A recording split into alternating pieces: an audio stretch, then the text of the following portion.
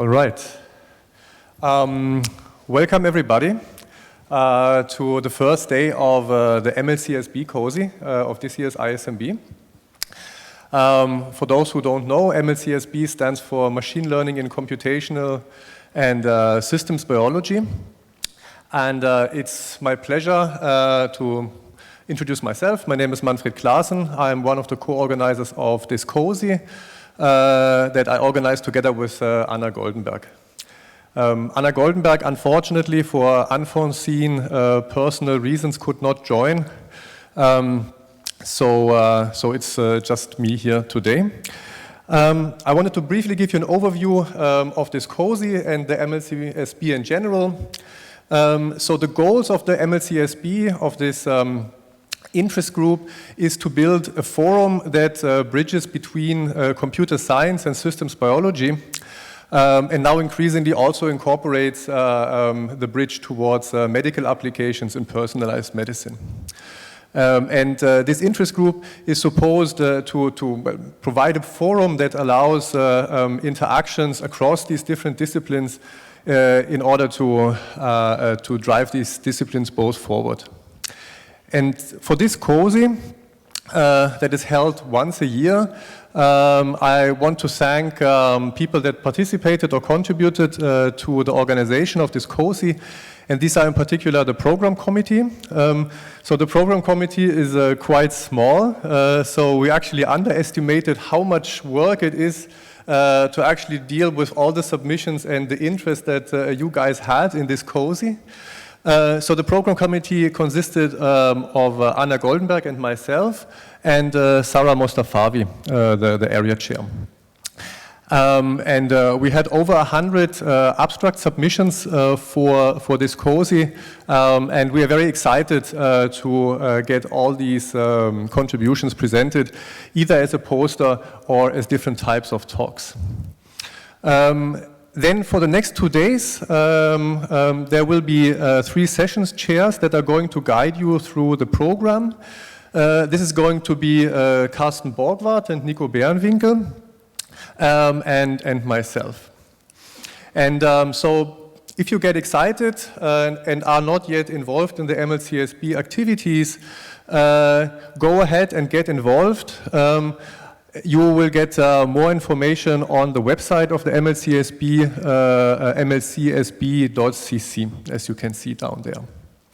And feel free to tweet everything that you find interesting over the next 2 days, and use the hashtag MLCSB.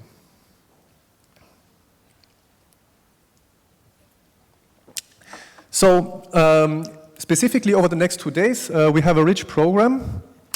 We have 4 very nice keynote speakers that you see on the bottom right.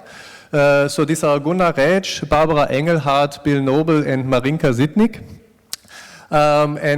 Today we are going to see 2 of these keynotes, and then we will have 2 different types of talks.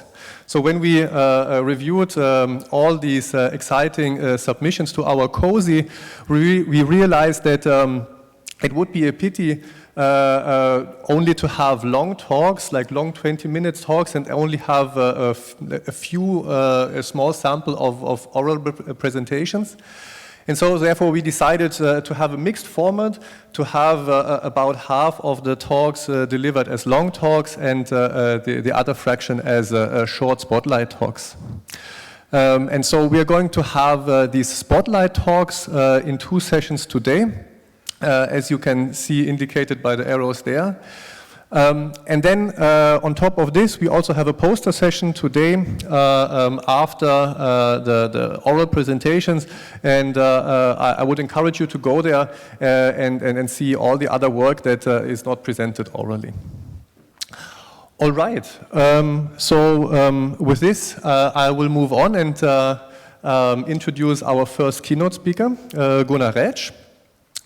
Gunnar Rätsch did his PhD in the German National Laboratory for Information Technology, and then moved on to be a postdoc in the Friedrich Mischer Laboratory in Tübingen. So there he started his own group. and moved on from his seminal contributions in his PhD that focused on kernel-based learning algorithms in order to apply these very powerful machine learning techniques to better understand the composition of our genomes, and in particular, in the beginning, to understand how splicing works in higher organisms. At this time, I think that Gunnar got very attached to actually solve real-world problems, and then in 2012 demonstrated this by moving on to New York, to the Memorial Sloan Kettering Cancer Center, in order to expand his activity and his applications into the area of biomedical sciences. And then after 4 years, only recently in 2016, Gunnar moved to Switzerland, to ETH Zurich, in order to expand on this application domain, and is now the head of the group for biomedical informatics. And today we are going to get a flavor of the rich activities that Gunnar is working on. And specifically, Gunnar is going to present a keynote entitled Representation Learning of Patient Health Status. Looking forward. Thanks.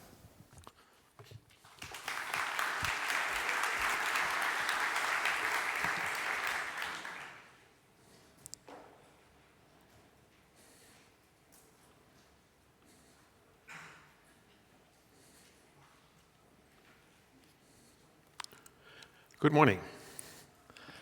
It's a great pleasure to be here. Thanks a lot for the organizers to invite me here and let me speak about some recent work. I have not presented this kind of work before in that form, so I hope you enjoy it.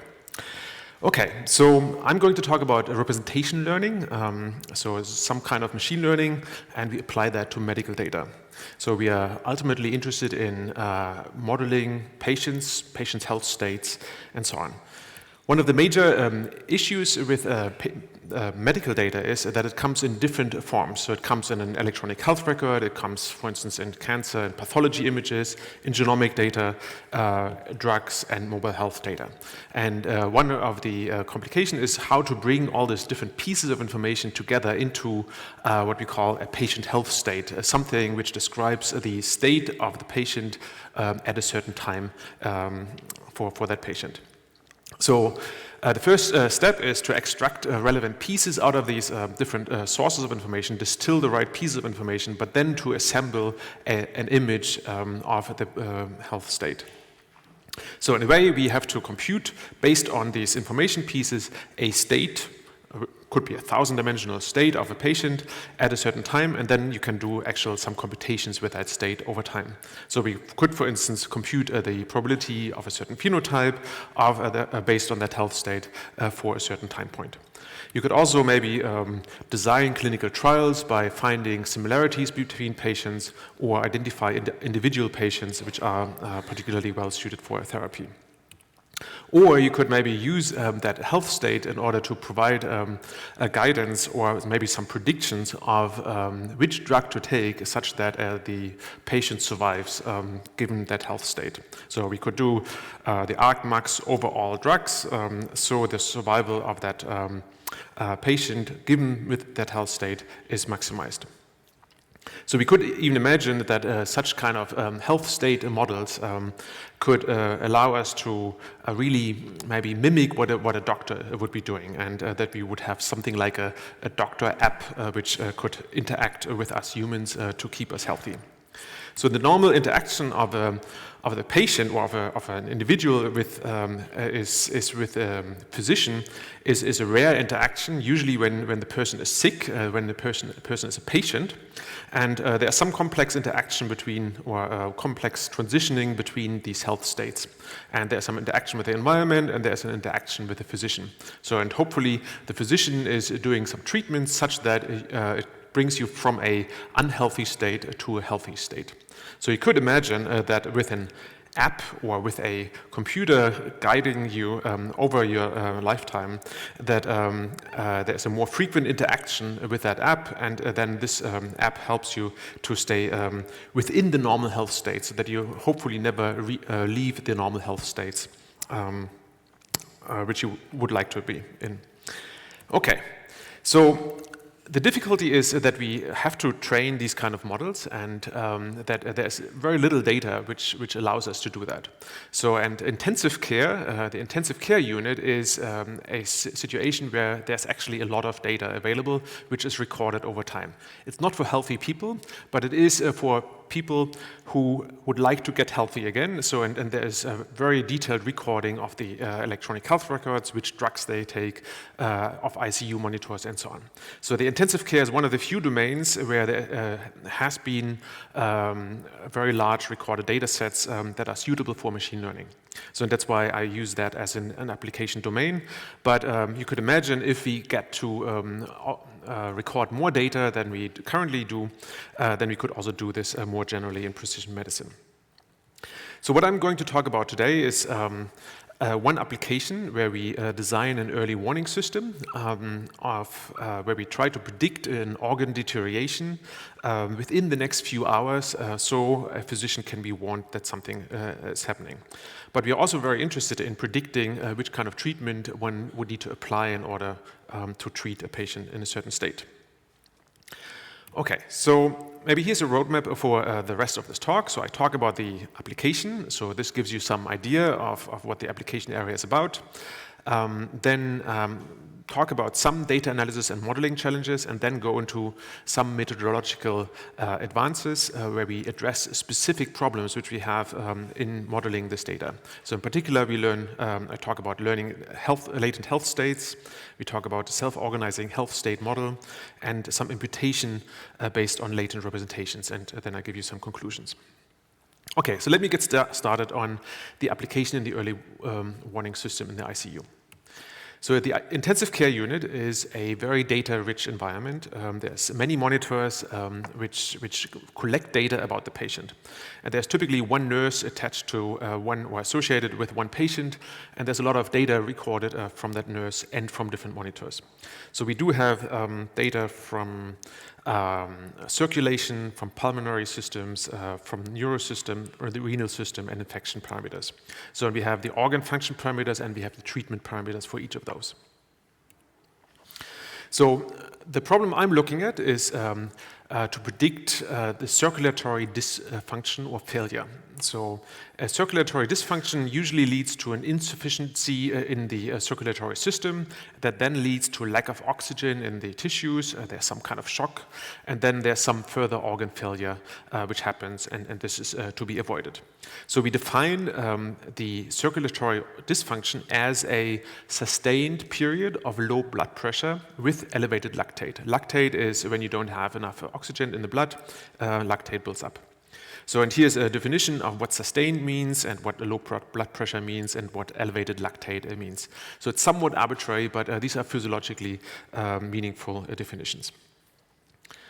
So essentially what we try to do is we would like to be able to predict a circulatory dysfunction. We see a time series here with blood pressure, heart rate, oxygen saturation, and respiratory rate. And at this point here, we meet the definition of this circulatory dysfunction. And what I would like to have is a early warning system which can predict of this circulatory dysfunction a few hours in advance. So it's easy to identify it when it happens, but it's hard to predict. And this is the task which we are trying to do. Ideally, we would like to have it 8 hours in advance. So this is one shift of a physician, so we can actually do something within the next shift. But even if it is 1 hour in advance, there's still a lot of things we can do. And we set out to make predictions, let's say, every 5 minutes. Okay, so here's the system. I briefly go through the different pieces. I would say it's a state-of-the-art machine learning system. It contains some novelties, but it's more or less state-of-the-art techniques which we apply. So the most of the work was actually in the initial bit, the data processing. We had data from about 10 years of an intensive care unit in Bern, from the University Hospital in Bern.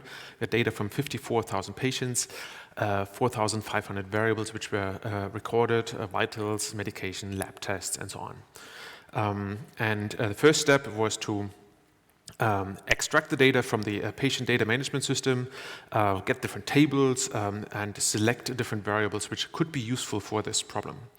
Then there's lots of artifacts in there, there's lots of errors which accumulated over the year, and lots of different ways to encode the same kind of information.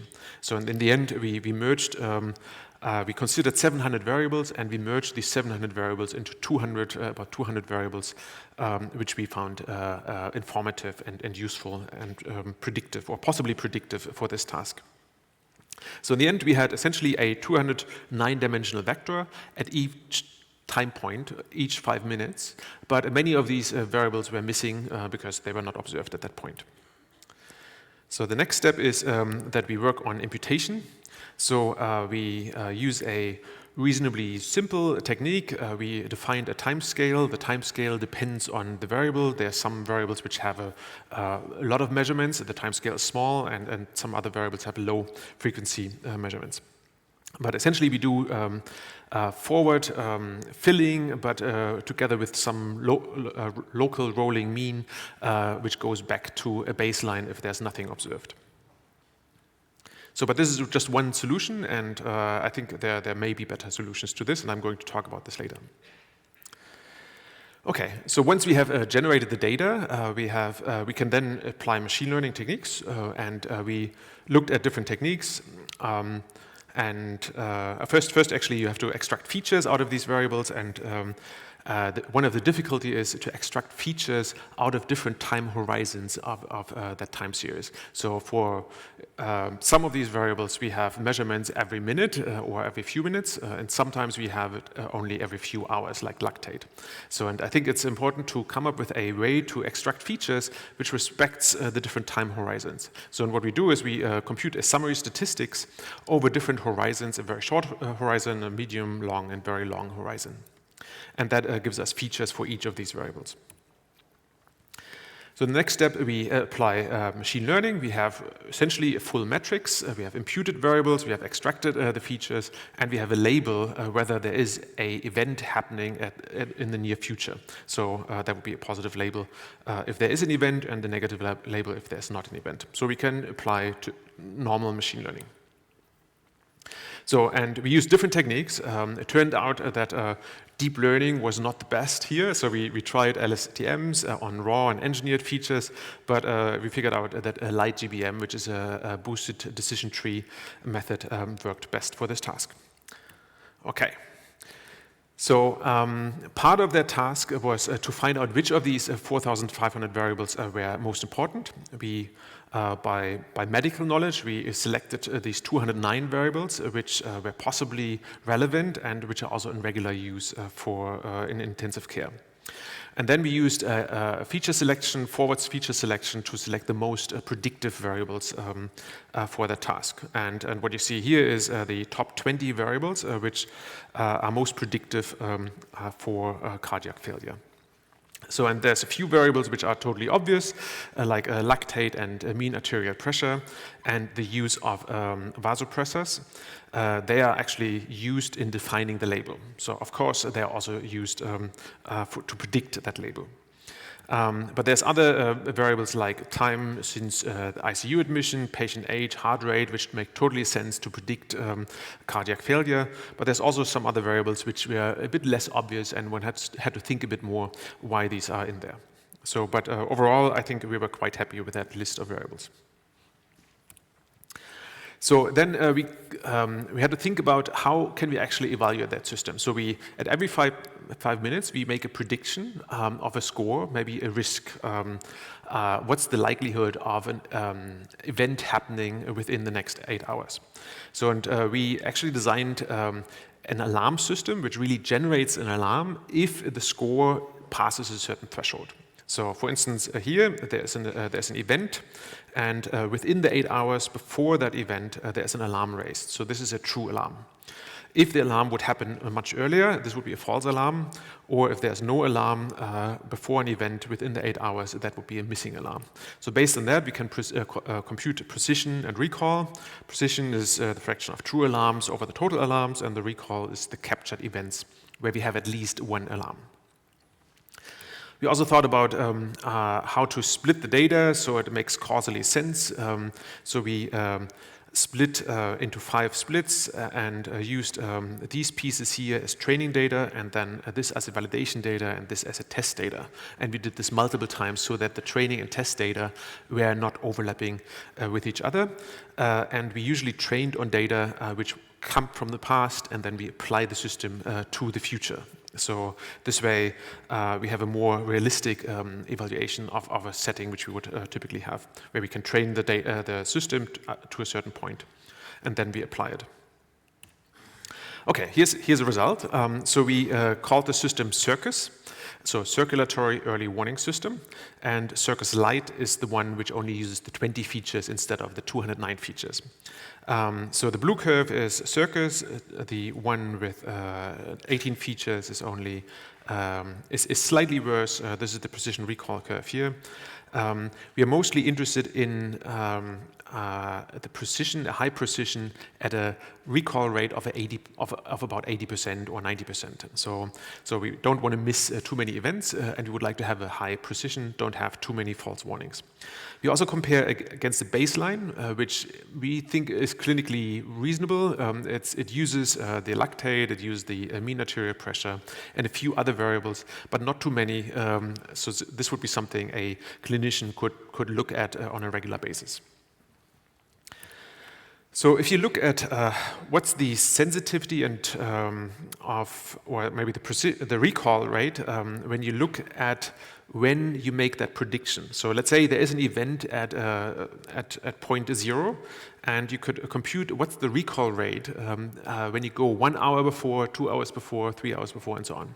And for different thresholds, so you see this here, and as you can see, is if you go right to the event, the precision is very good. Even maybe half an hour before, it's very good, but maybe 6 hours in advance, so the precision or the recall is a bit lower, but still very useful. Okay, so we also did a validation of that system on a different data set, which comes from a hospital in Boston. And what we did is we used first the trained system and applied it to the system or to the data from the Boston hospital.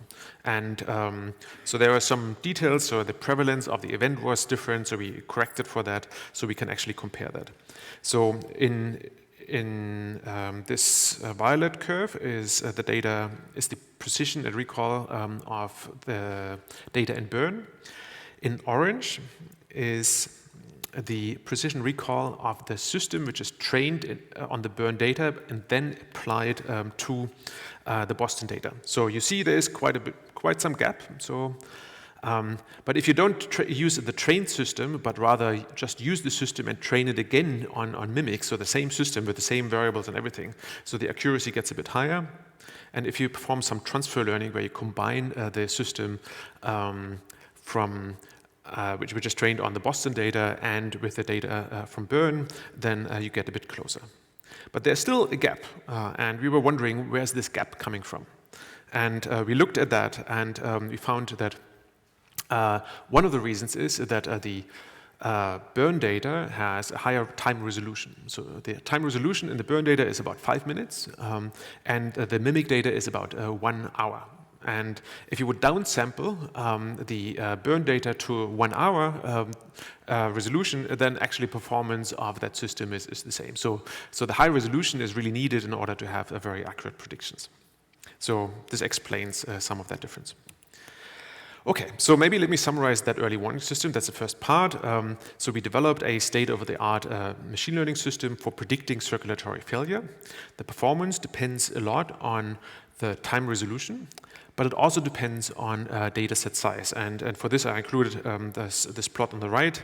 So here you have the precision as a function of the training set size. 100 is all of the data which we had. And then on the x-axis, you have percentages of that. So if you had only 20% of the data, the accuracy or the precision would be quite a bit lower. If you had only 10% or 1% of the data, it would be quite a bit lower. So that also means if you get more data of that type, maybe from multiple hospitals, then the accuracy would increase. So we work closely with physicians in the hospital, and we think that the system performance is high enough, good enough to be of clinical utility. We're very happy with that. So, but there's still quite a few things which we have to work on. So there's first we have to work on a clinical validation study where we apply that system to a subset of the patients and then see whether this subset of patients fares better than other patients. And that's something which we plan in the future. But we also have to work on the data analysis challenges, and some of them are related to missingness, then the heterogeneity of the data. We have multi-resolution time series. We have maybe problems with the interpretability of the data, and we have domain shifts between hospitals. So what we have seen is between the mimic data and the burn data is there is maybe some difference between these kind of data. So, and the second part, I would like to talk more about these methodological challenges, how we address them. Okay, so part 2. So here I'm going to talk mostly about unsupervised learning of patient health states, which is the title of my talk.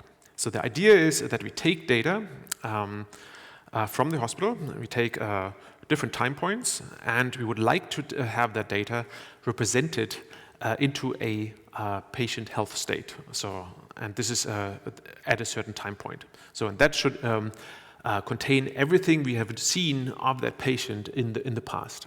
So maybe the patient history, the current state, and so on. So and, this is done in an unsupervised fashion. And then you would use that patient representation in order to solve, for instance, supervised learning tasks. So you could, for instance, predict which treatment to take, you could compute patient similarity, you could predict which disease is there, and so on. So we would like to decouple that learning of the patient health state from the specific task which we look at. So we have done, in the first part, we have looked at one specific application task, one specific supervised learning task. Here we look for a general representation. So there are two major cases which I'm going to talk about.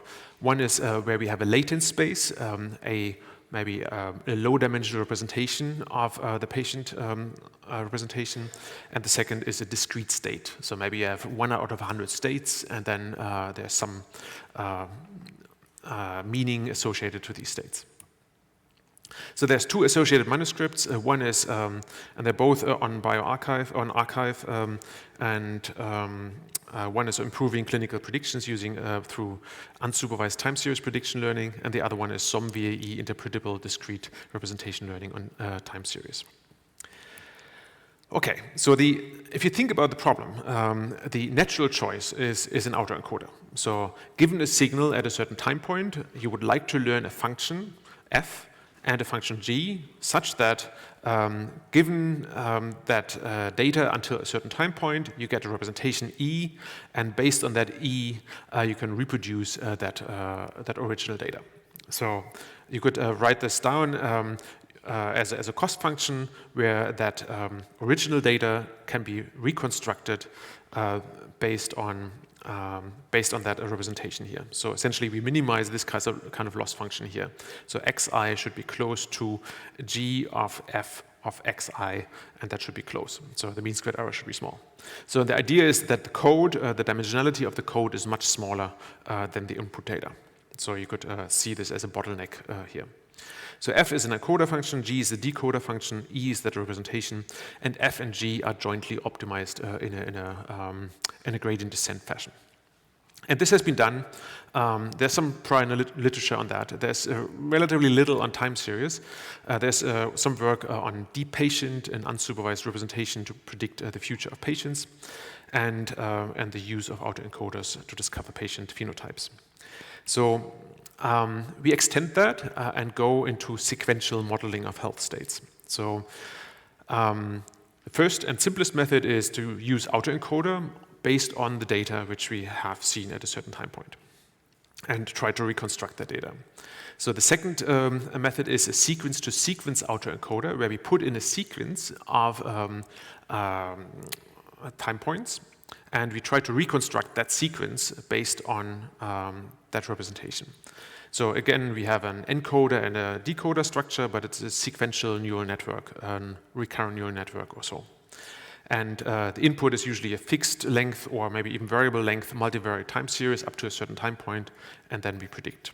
So the drawback here is that we only learn a representation based on the data from the past. So we don't try to predict something, we only try to reconstruct what we have seen in the past.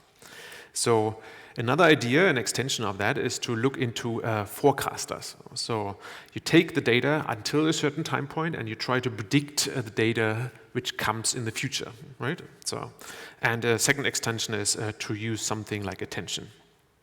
I'll explain more of that. So here's the overview of that. So I first talk about the normal autoencoder, sequence-to-sequence autoencoders. So we take a sequence of data, we take all the data into account, learn this health state, and then with the autoencoder we predict this whole window of past back. So the extension is that we don't reconstruct the past, but we reconstruct the future. So we forecast the future for that time window. And an extension of that is that one can focus on specific pieces in the past, put an attention to the past when predicting the forecast, the future here. So for instance, there could be a specific health event in the past, maybe some cardiac failure related event, and that is very useful to know exactly and to focus on when making a prediction into the future. So we use for that a recurrent neural network. So these sequence-to-sequence architectures use recurrent neural networks. The idea is that you have an input over time and you propagate a hidden state, and that hidden state is updated when you observe new data. So and this is the standard recurrent neural network architecture. You have a module, and that module has a certain number of parameters, and that is replicated for each time point. So an extension of that is LSTMs, long short-term memory networks, and they have additional properties. They can forget the past state or can learn the relevance of an input. It's more complicated. There's many ways to explain it. I'm not going to try to do that here. Okay, so the idea of the seek-to-seek model is, as an autoencoder, is that we take the data of the past until a certain time point, xt. Each of these time points are fed into the LSTM. We update the internal state here, and at the end we get one internal state of the LSTM, which we use as our patient embedding. And based on that one state, we actually make a prediction which reconstructs the input. So this is here is the same as here, so just in reverse order. So it's an autoencoder, just tries to reconstruct the sequence. So this can be done, and essentially you learn a complicated function of the past into an embedding, and then based on that embedding, you try to reconstruct that sequence. You can write it down again as a loss function. You can minimize this loss function, and essentially the decoder reconstructs the inputs. So this is known and very extensively used in natural language processing, we just apply it here. So the extension is that we now use these models as forecasters. The main difference is that we use the same input, but we use a different output that what we try to predict. We don't try to predict the past, but we try to predict the next time steps of the data which we have observed. So that's just a slightly different loss function. And the forecaster with attention is an extension to that. You try to predict the future, but whenever you predict the future, you get as an input to the next step a context vector, and that context vector is the output of an attention model which can focus on specific time points when making that prediction. Okay, so these are the three methods, and now let's look at how well these methods work. So here's the experimental evaluation setting. We have our time series data, we learn a representation, and then later, as a way to evaluate how well this representation is learned, we use a supervised classification task to assess how well it works. So, and here we try to predict whether the patient is discharged healthily, so within the next 24 hours. So we had the simplest method was PCA. We just take the input data, compute PCA, and came up with a representation. We used an autoencoder, the sequence-to-sequence autoencoder, the sequence-to-sequence autoencoder with forecasting and attention. So as you can see, there's more and more features enabled to these models. And for this, we used the Philips eICU dataset. This is a public dataset which you can easily get access to. It has we used about 20,000 patients. We used about 12 hours of data with a resolution of 1 hour, and we reduced the data to 94 dimensions.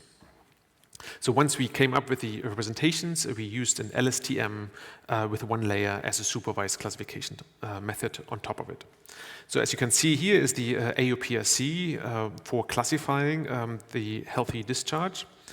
And as you can see, PCA and works reasonably well. And in the first versions of our experiments, actually PCA worked always the best. So we didn't know that something didn't work.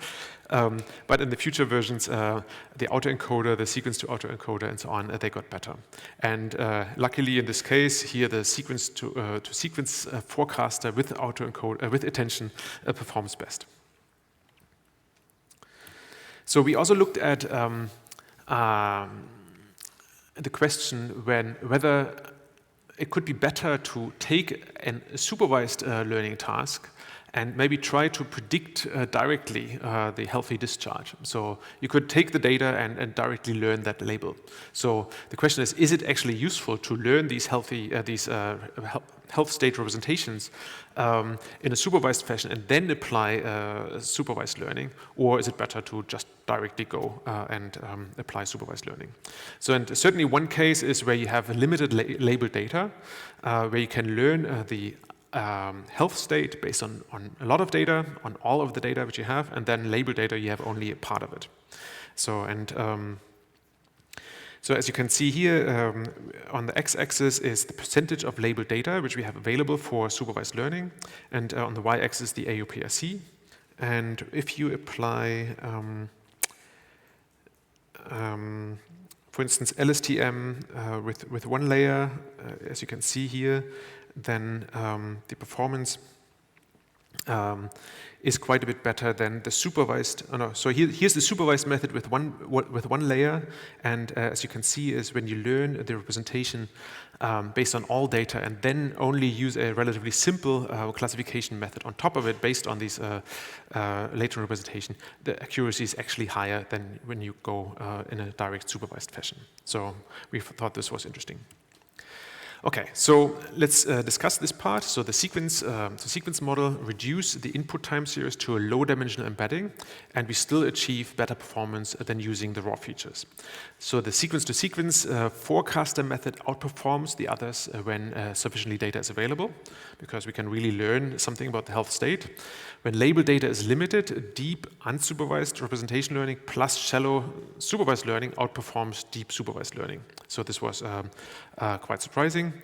However, all of these representations are relatively difficult to interpret, and we wondered whether we can do any better.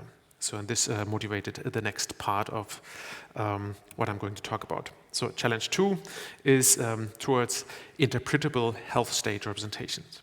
So the idea is to use maybe a self-organizing map to encourage interpretable neighborhood relationships in a latent state and smooth this over time. So the idea is maybe that blue area is the density of possible health states. maybe we can find a discretization of this blue area in a low-dimensional manner. And then we could observe a patient moving in that health state in a trajectory in a smooth manner. So, and we can try to find representations such that it is actually smooth and expressible. And the idea or the hope is that based on this, we can maybe find regions which correspond to healthy regions of this health state, cardiac dysfunction, renal dysfunction, and so on. And this way it becomes more interpretable than these high-dimensional representations which we have seen before. Okay, so how do we do that? So what we did is we developed a method which we called SOM-VAE. It's a self-organizing map variational autoencoder model. We take the input, we use an autoencoder. The autoencoder comes up with a lower dimensional representation.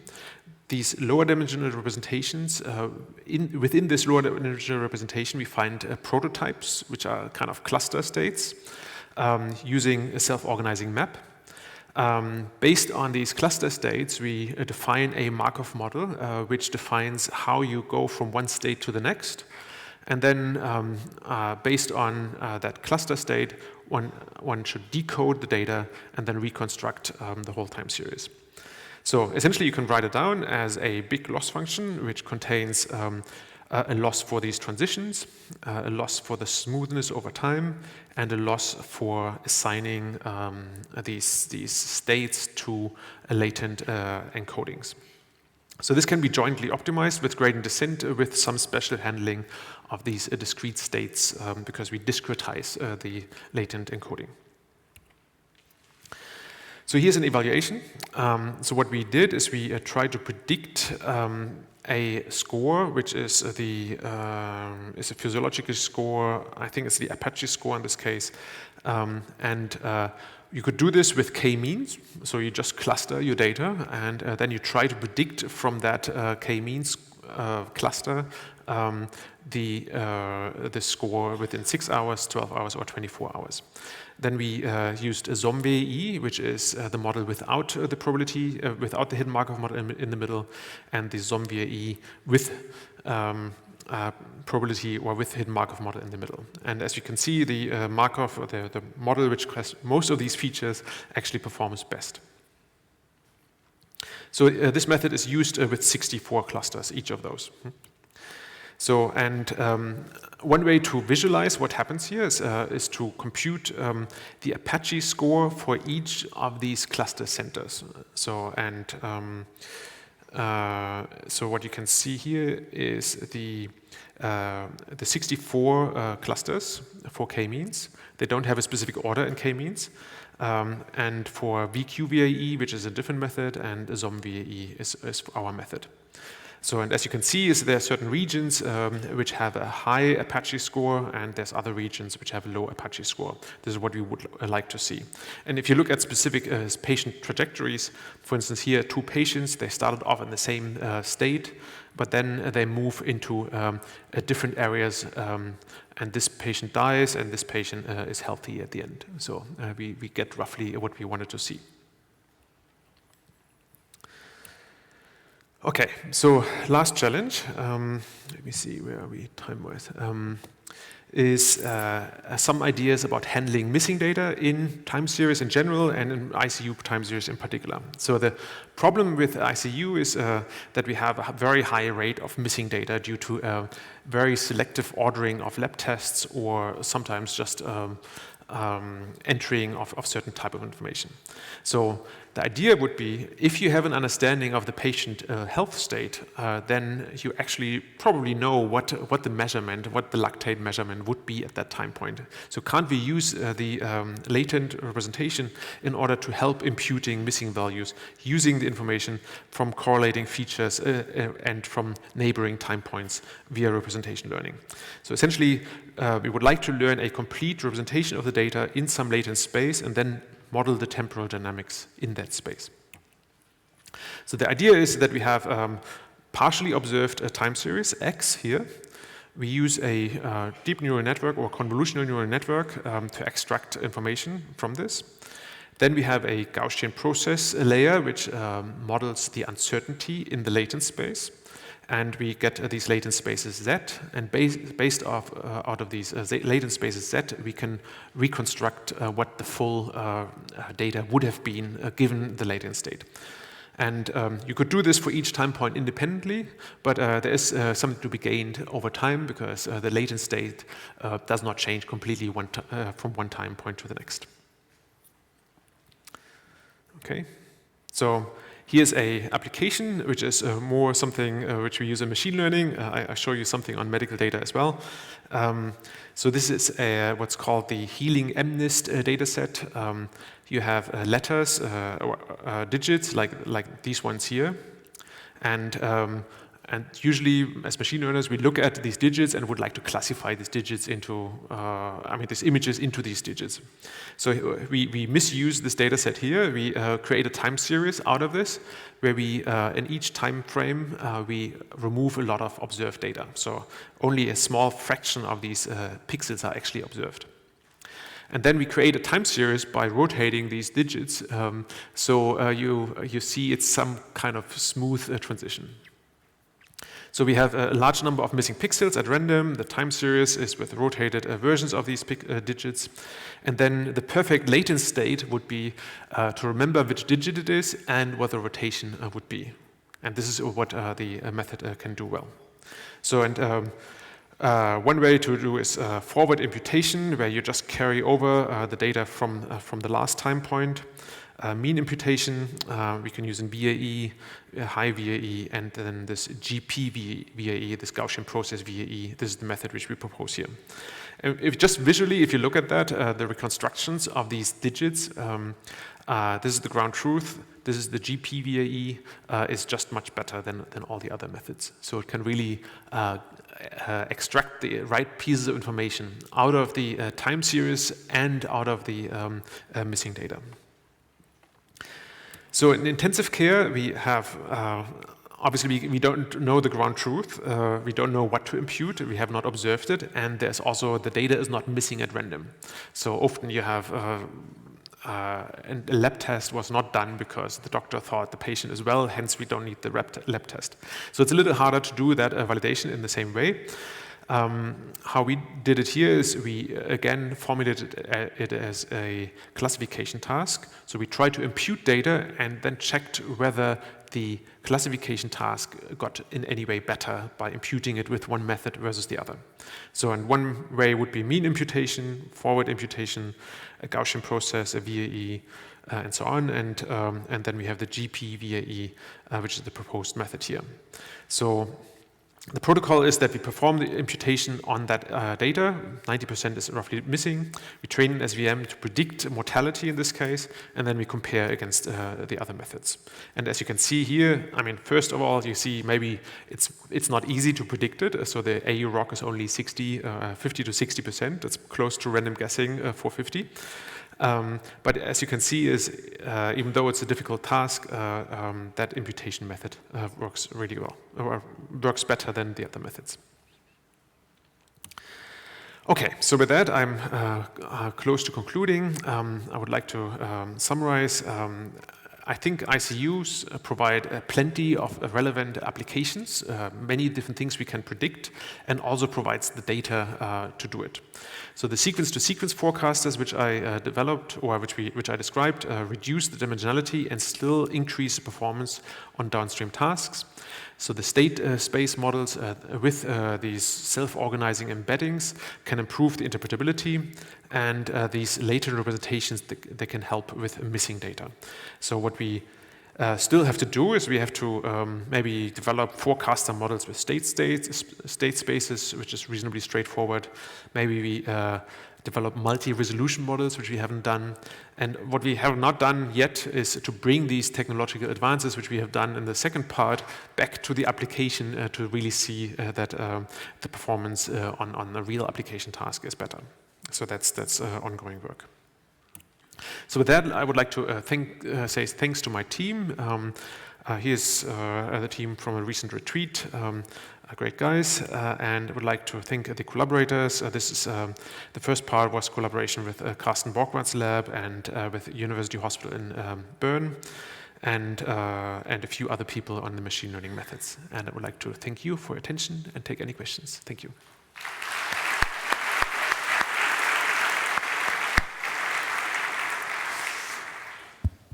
Bill. Thanks, Gunnar. That was very clear and fascinating work. I have probably a simple question. I just didn't understand. In the last part, when you're doing imputation, you mentioned it's hard because the data actually is missing, so you don't know the truth.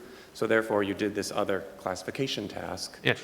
It seems much more straightforward to then instead just delete some data and try to repredict it and see if we imputed the data itself accurately. Is there a reason not to do that? We could do that, and I think it would be fair to do, even though the question is, it would not model the same missingness which is actually present in the data. What's missing in the data is non-random, missing at random, and I guess we could perform well in that model and not in the other. So, but obviously we could do that test, and we should.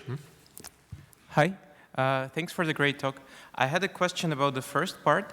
Mm-hmm. So as far as I understand, if a patient is in the intensive care unit, there will be from time to time a nurse coming to check something, maybe to change something. Mm-hmm. And obviously if the patient is getting worse, they might affect somehow the patient and the readout. So did you try to check what proportion of, like, how well are algorithms performing on top of the nurse just looking at the patient? Like what's the benefit of modeling on top of the baseline changes which are introduced by the medical personnel? Yeah, that's something which we have to assess in a clinical study where we have maybe half of the patients have that system present and the other half don't have it. So that would be one fair way to assess that aspect. So. And then the second question is, let's say a doctor would come to the bed regularly. Could the physician or the healthcare professional actually predict based on the data which is available whether the event is happening or not? So that's something which is another kind of test you could do. You ask the physician maybe to go regularly and check and make that prediction, maybe with a lot of time and with very little time. So I think this would be two fair ways to look at it. Yeah, really interesting. Thank you very much.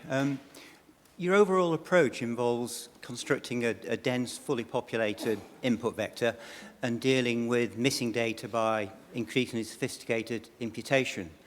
But I wonder if this approach is really going to scale. As you consider wanting to deal with general patient records, the universal set of everything you could possibly know about a patient is huge. And any one patient will only have a very small amount of that information. So in other words, missing data becomes the norm, not the exception. So would you agree that really we need to find methods which kind of turn the problem around and deal precisely with the data we have and not try and do it by imputation? Yes, no, I agree. So I think what I've shown you is that we impute data, and we try to reconstruct what would it be, right? So, but you don't need that. So, when you think about the health state, you just need a description of the state of the patient, which maybe everything you know went into that state, but you don't need to predict what is that measurement if I would have done it, right? So that's not necessary. I think that's the same idea. So, does it answer your question? Okay, thanks. Yeah. Okay. Over here. Nice talk, thanks. For the first project, I have one question. In the end, you showed the increase in performance with training size. Mm-hmm. And then you said, like, okay, what if we integrate more data from different hospitals? But the main problem is that you have, of course, kind of batch effects. And what you showed before is that you actually did some transfer learning to actually get to the different data. Mm-hmm. So have you thought about how to integrate the different data sets once you get them?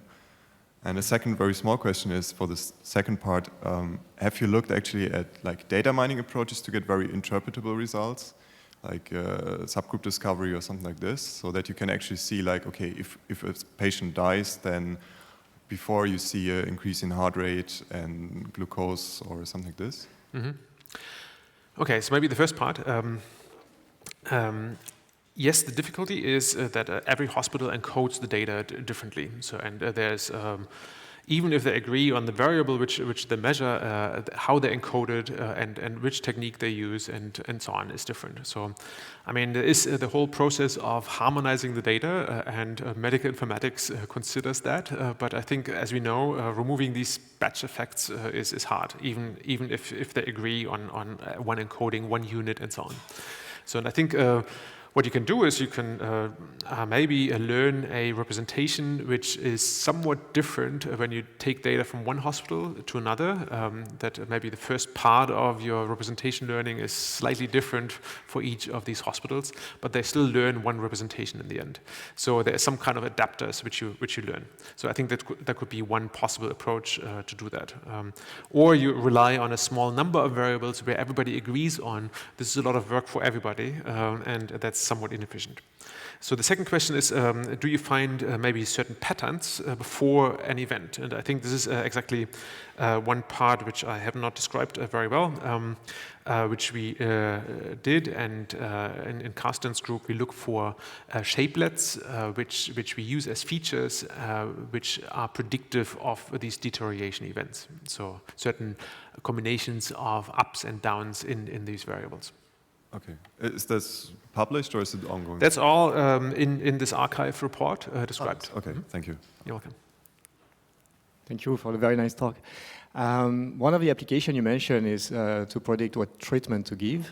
And I think you have such data in this ICU data. Did you start looking into this? And will the modeling techniques be different for predicting treatment than for other types of predictions? I think it has to be different. Even now we have the following problem. So we have a warning that something will happen. Let's say 4 hours before the event, I produce an alarm. But what happens if the doctor actually is also doing something? So in that time, and prevents that deterioration event. So there is the interaction of the alarm system, the physician, and so on with the health state. Right now we completely ignore that, and it simply counts as a false positive alarm. So we raise an alarm. And it's correct, but it was prevented by the physician in the meantime. So we count it as a false positive.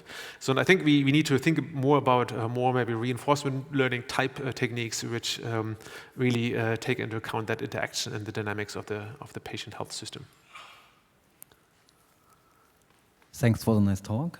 One question for the first part. You treat this as a binary classification problem, whereas your data are more like a time to event problem when you think of it. So I was wondering if you ever considered to, when you use boosting, for example, you fit COGS model or something like that. Mm-hmm. So yes, it is a classification task, which is binary.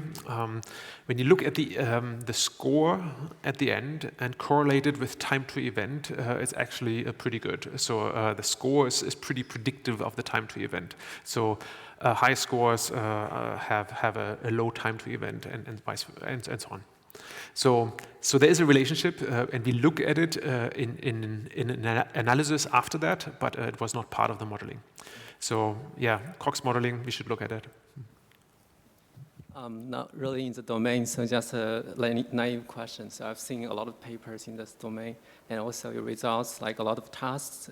If you compare this state-of-art method against baseline linear model, it seems like very limited improvement. And also, a lot of times they both perform like pretty close to randomness. So I just wonder, is that really true, or if it's somewhat true, what's the reason behind that? Is it because of sample size too small, or it's too sparse? So this one here is a baseline model which only has 4 features, and it is a decision tree. So it's simple enough a physician could follow this. We also had a baseline model with I think logistic regression, and it's roughly in the middle between these two. So it's not as good, and there's I think there's quite a significant improvement by using highly nonlinear methods here. But as I said, the deep neural networks didn't improve at that stage yet. Hi, thank you for the talk. I would really appreciate this opportunity to ask you a non-technical question. Coming back to your earlier slides, could you comment how far do you think we are from having such a model to monitor and predict a healthy individual? So you mean this slide? Yes. Yes. So I think in the general, okay, so it's difficult. So in intensive care, we probably are not that far because we have a highly controlled environment. We record a lot and so on. So in the general setting, when we don't have that. So we don't record enough data, or at least, or it's not in the hands of physicians who would look at that. So I think the lower area is probably something where Google, Facebook, and so on probably could make an edge to develop these kind of health apps which keep patients healthy. But most of the data is probably, which is really health relevant, is probably recorded here. So, and finding that right interface is difficult. So, and this is, I think, where a lot of developments have to happen. Either Google, Facebook develops the expertise in the medical domain, or physicians develop into more mobile apps and so on. So I think it's still pretty far away, but I see some developments happening. Thank you.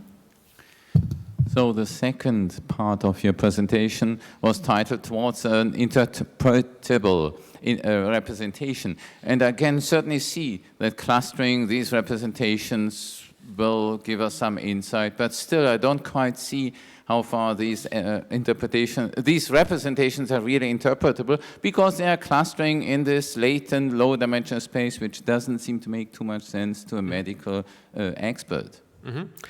So I think what we haven't done, or what we work on, is that maybe, so what we have done now is one representation, maybe this discrete clustering, okay? And if you would have a similar clustering per, maybe for the renal system, for the heart system, and so on, so you can really disentangle the different pieces of the body, and then I think you get a better grasp of what's wrong with a certain patient. So I think there's some ways to do it, but there's still a lot of developments which you have to do. Okay, thanks. Okay, thanks. Let's have one last question, and then have the other questions offline, please. Thanks for the fascinating talk. If I got it correctly, you treat all patients as independent. Would it be possible or feasible to integrate states of different patients to see if there is correlation? If one patient gets infected, the other patient gets infected, or they all die at the same time, or correlated time? Mm-hmm. Yeah, we haven't done that at all. So that's, with infections, that totally makes sense, right? Maybe with the same nurse or with the same physician, that also makes sense that you have these correlations. Otherwise, I guess the assumption is that that patient is probably quite independent of that one. So for that, we need probably more information from the hospital about the logistics, who is doing what, and so on, which we currently don't have. Could you extract that from dates in health records? Or? Possibly, yes. But what I forgot to say is we will actually make this data available with this publication, which we intend to do. But in that case, we will remove the dates for de-identification purposes. Okay. Thank you very much. Good. Thank you. All right. Let's thank Gunnar again for the great presentation and great discussion also. Thank you.